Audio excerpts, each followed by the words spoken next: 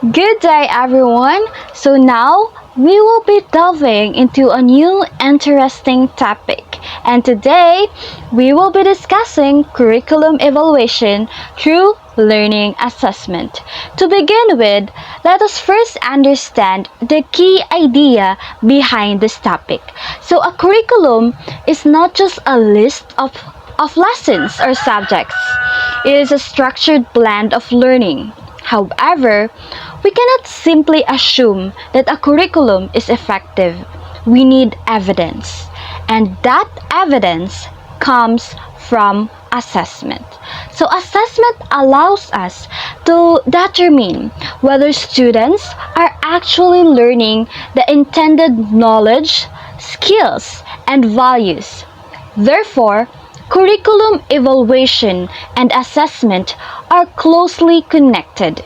If students are not achieving the expected outcomes, it may be indicate that something in the curriculum needs to be improved. The first part of this presentation will be facilitated by me, Ms. Rainn Angela D. Gamba. I will be your guide through the concepts and ensure that we understand how curriculum and assessment are linked in the teaching and learning process. So, here's our learning objective. At the end of the lesson, you are expected to first, explain how curriculum evaluation is conducted through the assessment of learning outcomes. Second, differentiate the levels of learning outcomes and corresponding assessment levels. Third, select and match appropriate assessment tools for specific learning outcomes. And lastly, analyze and interpret assessment results in relation to grading and student performance. Now, let us move forward to our discussion. We have here Philippines Qualification Framework or PQF. So the Philippine Qualification Framework or PQF is a national system that defines what individuals are expected to know and be able to do at different levels of education and training. So it includes several components. We have knowledge, what a learner understands. Next is skills, what a learner can perform. Next is values, attitudes and behavior of learners. Next is degree of independence, how supervision is needed. What are the several components again? First, we have knowledge, skills, values, degree of independence. So for example, a senior high school graduate is expected to demonstrate basic academic knowledge, practical skills, and some level of independence in completing tasks. So the PFQ ensures that learning outcomes are standardized across the country. So, next, let's move forward to what are the qualifications. So the qualification is based on learning outcomes, not just completion of program. So this means that student is not considered qualified simply because they attended classes. They must demonstrate competence. For example, in culinary course, a student must not only know recipes, but must also successfully prepare dishes. So this shows a mastery of both knowledge and skills. And in teaching also, a teacher must not only know the flow of the lesson plan, but she or he must also know how to integrate it to a real life class. So this principle is supported by Republic Act 10968, which promotes a system where competence are recognized formally. We also have different levels of Philippine Qualifications Framework, or the PFQ. So, it is a national policy that organizes educational achievements into 8 distinct levels, ranging from basic skills to highly specialized expertise. So, at the base of this system is grade 12, which is serves as the foundational entry point for all advanced path. For example, from there the framework branches into two primary tracks, which is the TESDA, or the technical education, and the higher education, which is the CHED. So the technical track covers level 1 through level 5. So it involves national certificate. I know you are very familiar to NC2, NC3, to all TVL students there, and to those who studied in public schools, you are very familiar with this NC, or national certificate. So in technical track, it covers level 1 to level 5. So involving national certificate 1, national certificate 2, 3, and up to 4, and the diploma programs that focuses on practical job-ready skills. So meanwhile, the higher education track spans from level 6 through level 8, representing baccalaureate degrees, post-baccalaureate studies, and doctoral levels. So a key feature of this diagram is that the system of arrows which illustrate the pathways and equivalency between different types of learning. So this arrow indicates that the Philippine education system is designed to be permeable, allowing individuals to transition seamlessly. So from technical vocational training into university degree programs, this structure ensures that student qualifications are standardized and easily understood by employers. So, while also aligning Filipino educational standards with international frameworks. So, by defining these levels clearly, the Philippine Qualification Framework, or the PQF, supports lifelong learning and career mobility for students and professionals alike. So for example, a TESDA graduate is automotive servicing, maybe at level 2 or 3. While the university professor with a PhD EDD is at level 8. Now, let's move on to domains of competency. So, learning outcomes are grouped into 3 domains. So, what are these 3 domains? First, we have knowledge, skills, and values. So, ma'am, what are these knowledge, skills, and values? So, these are what the learners knows and can do. The second one is application. So application is how the learner uses knowledge in real life situation. And lastly, the third one, degree of independence. So what is a degree of independence? So how independently the learner perform task. For example, a student may know how to solve equation. That falls on knowledge, and a student apply it in solving real life problems, so that falls on application. Next, the student is do so independently without guidance. That also falls on independence. So this shows that true learning involves more than memorization. It includes application and autonomy. So again, what are the 3 domains? So the 3 domains are knowledge, skills, and values. So that was the first one. The second one is application. So the third one is degree of independence. Now let's move on to certification bodies, which are the TESDA and the CHED. So the levels of competency descriptors table provides a detailed, you notice the table?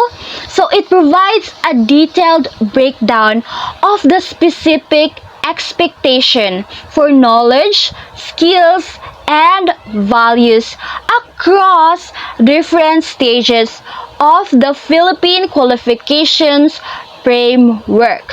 So while the previous diagram showed the structure of the levels, so the previous diagram shows the levels of the PFQ, this one explains the depth of expertise required as a student progresses from basic education to the highest academic honors. So it categorizes this expectation into four key milestones. So this expectation are, first we have here Philippine Qualification Framework 1 or PQF1, which is the grade 12, PQF6, which is the bachelorette, and PQF7, which is the master's, and the PQF8, which is the doctoral degree.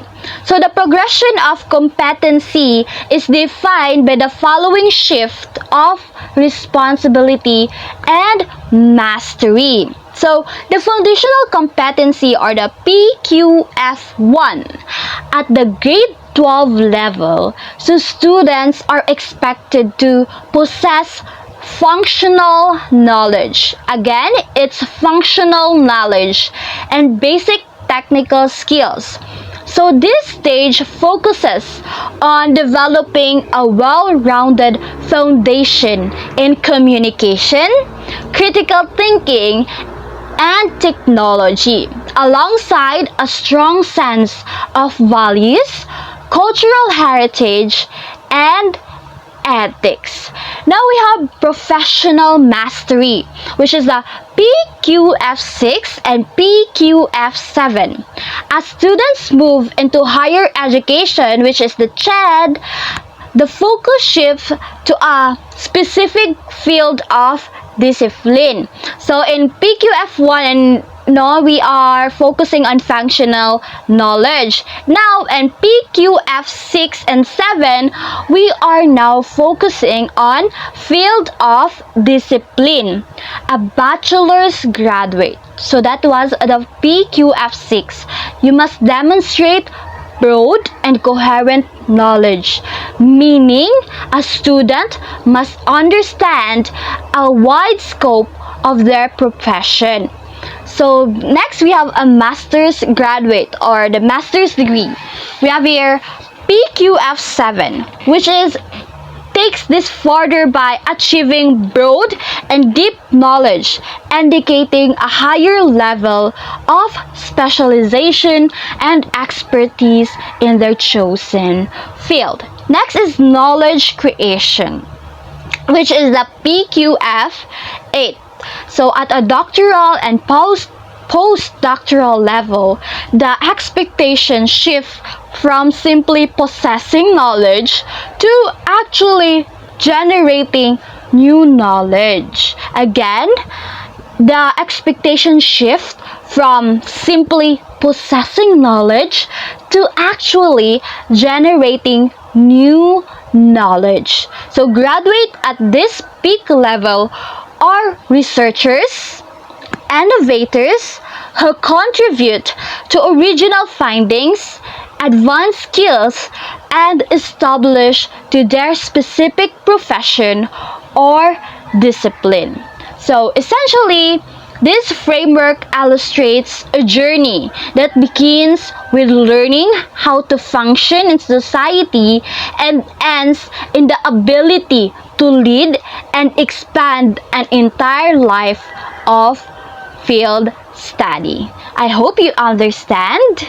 So, application and degree of independence required for each level of the PQF, focusing on how a person actually uses their skills in a workplace or academic setting.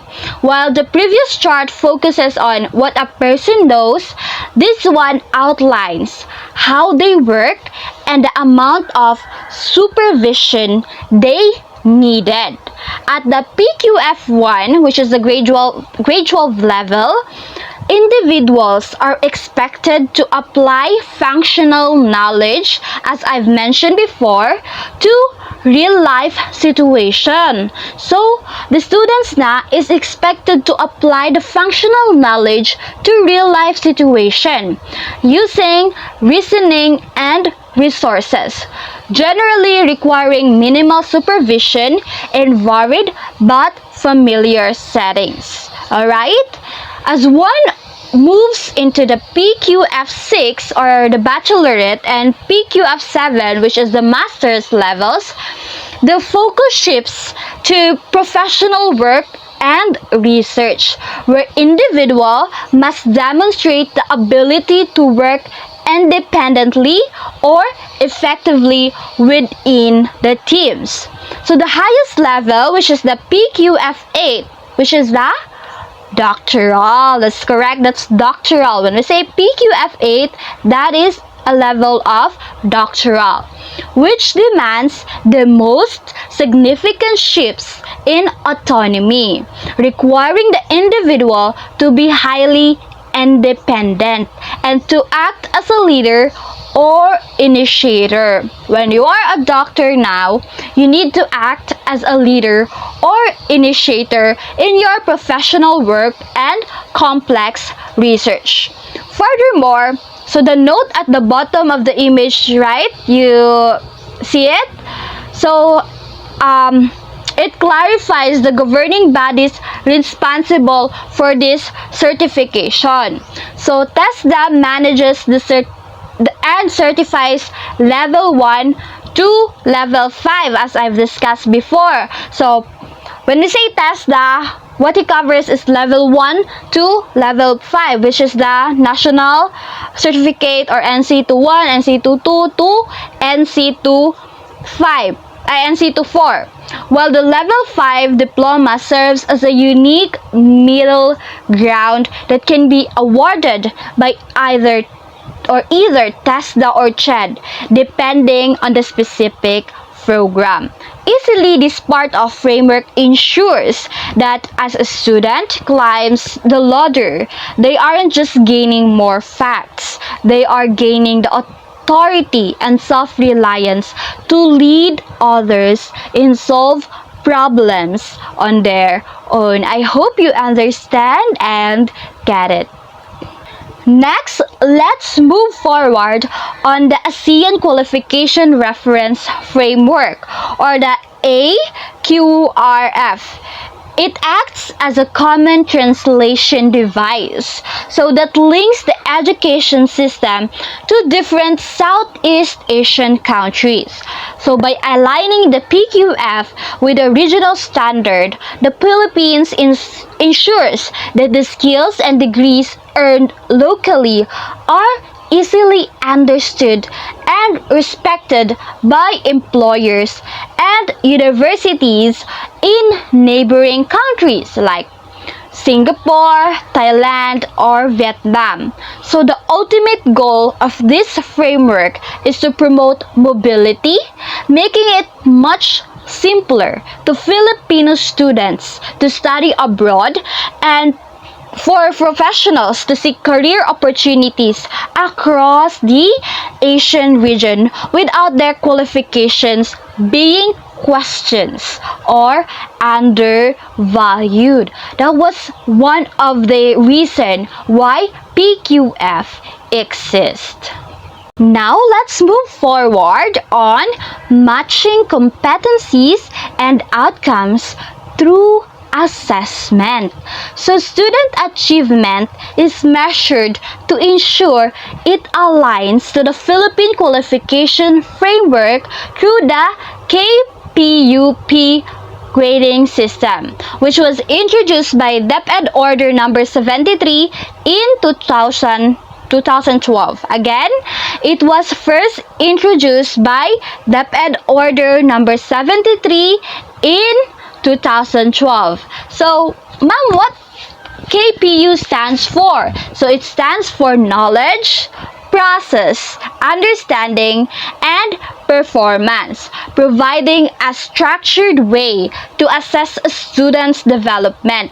So, this system moves beyond simply memorization. So, it evaluates how students process information, understand deep concepts, and ultimately applies those lessons to real-world performances. So by calibrating these 4 areas across different levels, where level 1 is the most basic and level 4 represents the highest mastery, educator can use formative assessment to ensure that every learner is meeting the specific competency standard required by the national framework. Alright, so again, what is the meaning of KPUP? So, knowledge, process, understanding, and performance. That's correct. So now let's move forward. So this table, as you notice, this table provides practical guide for teachers on how to design learning outcomes and guide questions based on the 4 KPUP levels. So it moves from simple recall to complex creation, ensuring that students are challenged at every stage of their development. So at level 1, knowledge, that focuses on the what, asking students to identify facts, procedures, and basic concepts like parts of the body or describing a plant or describing a person. Well, the level 2, which is the process, and level 3, which is the understanding, it pushes students to use those facts to make meaning of big ideas, such as explaining how different weather elements interact to produce climate change. And finally, the level 4, which is the product or performance. It represents the highest stage where students must provide tangible evidence of their learning. Again, when we say tangible, it can be touched, right? Magunitan. So, through group projects, research papers, or oral performances. So this might involve creating a one-act play or conducting a study on a conservation of indigenous plants. By using this framework, educators can ensure their assessment aren't just testing memories, but are actually measuring a student's ability to apply deep understanding and creative skills in real-world scenario. Understood? Now, let's move forward on assessment tools for learning outcomes. So, I know you are very familiar with assessment tools because we already tackled this during our second year. So, we have different types of learning outcomes require different assessment tools, right? And as students who truly understand a lesson should be able to recall information, apply it, and explain it clearly. For example, we have mathematics subjects. So knowledge. When we say knowledge, memorizing the formulas. When we say application, solving the equation. And understanding, explaining why a solution works. So teacher must select appropriate tools to measure each level effectively. Understood? So, here are the different types of tests to measure knowledge, process, and understanding. First is the objective tests, which have one correct answer and are easy to score with.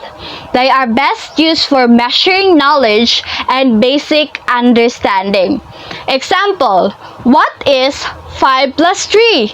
8. What is a verb? Like a question like that. So, however, they may not effectively measure deeper thinking skills. Now, let's proceed to pencil and paper test. So, these are the traditional or digital written tests. Example, worksheet, quizzes, online exam. Ma'am, why does online exam is included? Because despite technological changes, the principle remained the same. Students respond in written form. Next is the simple recall. So this type focuses on memory, which is the fill in the blanks, identification, enumeration. For example, list of planets in the solar system. So this type of test is useful for foundational knowledge but does not measure deeper understanding. Understood? Again, what are the 3 assessment tools? We have objective test, we have pencil and paper test, and we have simple recall. Alright, that's correct. Now, let's move forward on alternative response test. So this includes true or false, yes or no question. So for example, the sun rises in the west. Is it true or is it false? Are you a girl? Yes or no? These are the easy to answer question but limited, as students have only 2 choices and many guesses. Understood? Now, let's move forward to multiple choice tests. It is one of the most favorite of the students when taking a test. So multiple choice tests are widely used. So they consist of STEM, which is the question, option, which is the choices A, B, C, D, and the correct answer. And we also have distractors or the incorrect option. For example, what is the capital of Japan? A. Seoul, B. Tokyo, C. Beijing, and D. Bangkok. So, the STEM there is the question, which is what is the capital of Japan? And the options there are the Seoul, Tokyo, Beijing, and Bangkok. And the correct answer is the Tokyo. And the distractors are the Seoul, Beijing, and Bangkok. So, this format can measure both simple and complex thinking. So, we also have different types of multiple choice. So, we have here the correct answer, the incomplete statement, and the best answer. First, the correct answer, which is the direct identification. This format is typically used for level 1, which is the knowledge. It focuses on the retrieval of factual or conceptual information. A student is asked a direct question where there were only one specific piece of data is the right one or is the correct one, such as identifying the parts of the cell or identifying the parts of the noun, right? So next is incomplete statement or completion, often used to test level 2, which is the process, or level 3, which is the right understanding. So this format requires a student to provide a word or phrase that logically completes a thought. It tests how well a student understands the relationship between concepts. For example, the interaction between high pressure and low pressure system results in blank.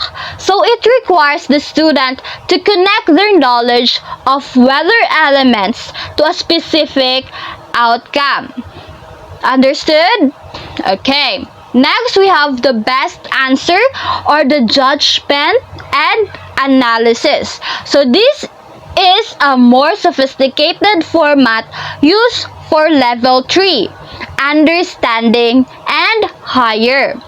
Unlike the correct answer format, all choices might be technically true, but the student must select the one that is most comprehensive or appropriate for the given scenario. So this measured critical thinking and the ability to prioritize information based on big ideas. Again, best answer is technically all the choices looks like a correct one, but you need to choose what is the best and what is the most correct answer. Get it? Alright, now let's move forward. Now we have here the matching type test. So I know you are very familiar with the matching type test because it is often used during the elementary and the high school days. So student match related items. So you match the two related items. For example, in column A, the scientist, and the column B is the discoveries. And then you match that to the correct answer or to the meaning of the correct word, right? So this measures recognition and understanding of relationship. Okay, get it? Alright. Now, let's move forward to our last slide, which is the subjective test or the essay. So, subjective test allows students to express ideas freely. For example, explain the importance of education and curriculum in society. So, these tests measure critical thinking, organization of ideas, and communication skills. They are more difficult to grade, but deeper insight into learning. So we also have different types of essay. So we have here the two types, which is the restricted response or the short focus answer, and the extended response, which is the detailed and analytical. When we say, for example, when we say restricted, the topic there was, for example, define democracy. So you are only restricted to defining the democracy. Unlike the extended one, we have a question, evaluate the role of democracy in the modern society. So you can extend your ideas, you can add information because it says evaluate the role of democracy and modern society. So the extended response require analysis, evaluation, and synthesis, unlike the restricted one that only limits your ideas to that specific question. I hope you get it. Alright. To conclude, assessment is not just about giving grades. It is a powerful tool that helps teachers evaluate effectiveness of the curriculum and improve student learning outcomes. And a well-designed curriculum must align with appropriate assessment tools when assessment is done correctly. It provides meaningful data that can improve teaching strategies and enhance student learnings. And that would be all. Again, I am your facilitator for today, Miss Rainn Angela D. Gamba, and I will now pass the virtual floor to Miss Shelby Oman, for she will be continuing the second part of this lesson. Thank you everyone, and I hope you've learned something today.